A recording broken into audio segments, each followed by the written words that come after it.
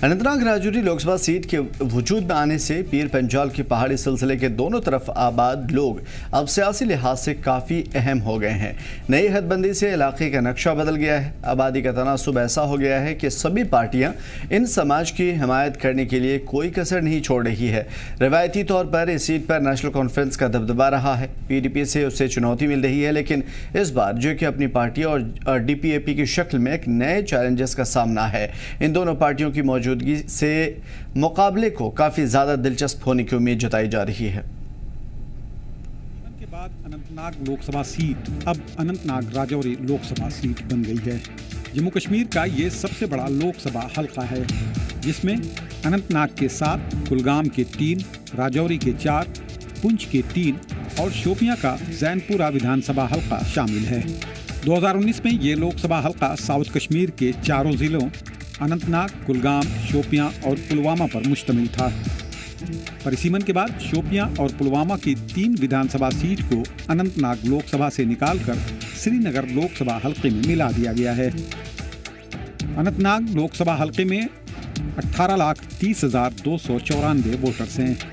9,30,379 मर्द और 8,99,888 ख्वातीन वोटर्स हैं।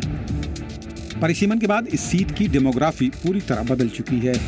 परिसीमन से पहले ये मुस्लिम अक्सरियत वाली सीट थी, लेकिन राजौरी पुंछ के शामिल होने के बाद इसमें पहाड़ी, गुज्जर और हिंदू वोटर्स की तादाद भी अच्छी खासी हो गई है। इस सीट पर दिलचस्प और कांटे का मुकाबला है। PDP सदर महबूबा मुफ्ती के मैदान में होने की वजह से ये सीट काफ़ी अहम हो गई है। अपनों से चोट खाने के बाद PDP सदर यहाँ अपना सियासी वजूद बचाने की जंग लड़ रही हैं। पार्टी के कई सीनियर जो PDP के बानियों में शामिल थे, आज पार्टी से अलग होकर नए सियासी डगर पर चल निकले हैं। किसी ने नई पार्टी बना ली तो कोई मुखालिफ जमात का हामी हो गया। महबूबा मुफ्ती अनंतनाग से 2 बार सांसद बन चुकी हैं, अब तीसरी पारी का इंतजार कर रही हैं। BJP का यहाँ कोई उम्मीदवार नहीं है, लेकिन अपने खिताब और इंटरव्यूज में वो मरकजी हुकूमत और BJP को ही लगातार निशाना बनाए हुए हैं। उनका दावा है कि BJP उनसे खौफजदा है। तो आज जब महबूबा मुफ्ती मैदान में आते, क्योंकि 2019 से मैंने कोशिश की है इनके जुल्म के खिलाफ आवाज़ उठाना, उसके लिए बहुत सी मुझे अजियतें सहनी पड़ी, मेरे घर वालों को सहनी पड़ी। डोल पीटते हैं जम्मू कश्मीर में सब कुछ ठीक ठाक है, तो वो उनका जो बात है जो उसमें राज से पर्दा उठ जाएगा। तो इसलिए इनकी कोशिश है जितना भी हो सके महबूबा मुफ्ती को पार्लियामेंट से बाहर रखा जाए। नेशनल कॉन्फ्रेंस ने इस सीट पर मियां मोहम्मद अल्ताफ को मैदान में उतारा है। नेशनल कॉन्फ्रेंस इस वक्त अपनी बरतरी और वर्चस्व बनाए रखने की कोशिश कर रही है। यहाँ से नेशनल कॉन्फ्रेंस कई दफ़ा जीत हासिल कर चुकी है। इस इलेक्शन में Anantnag Rajouri seat national conference और PDP के दरमियान तनाज़े का सबब रही, जिसकी वजह से इंडिया इत्तेहाद का सपना हकीकत नहीं बन पाया। इसकी तलखी यहाँ सबसे ज़्यादा महसूस की जा रही है। उमर अब्दुल्ला अपनी हर तकरीर में BJP और PDP के साथ साथ JK अपनी पार्टी और DPAP पर लगातार हमलावर हैं। पब्लिक रैलियों में वो आवाम को पर्दे के पीछे चलने वाली सियासत समझा रहे हैं। पिछले दिनों जो तरुण चुग साहब श्रीनगर आए और श्रीनगर में अल्ताफ बुखारी साहब के घर गए, वहाँ सजाद लोन को भी बुलाया गया।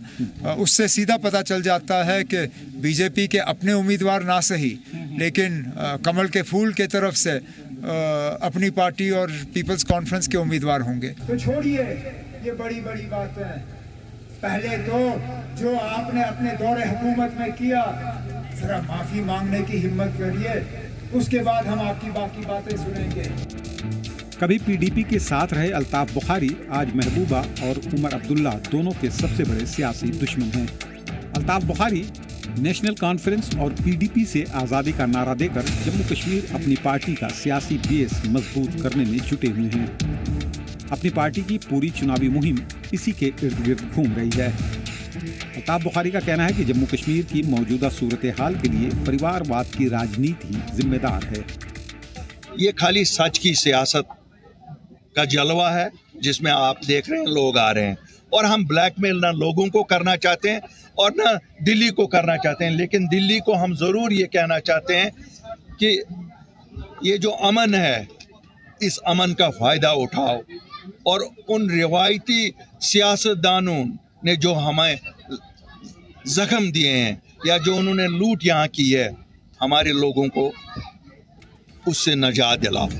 उधमपुर लोकसभा सीट के अलावा गुलाम नबी आज़ाद की डेमोक्रेटिक प्रोग्रेसिव आज़ाद पार्टी अनंतनाग राजौरी लोकसभा सीट पर गैर मुतवक्के नतीजे की उम्मीद कर रही है।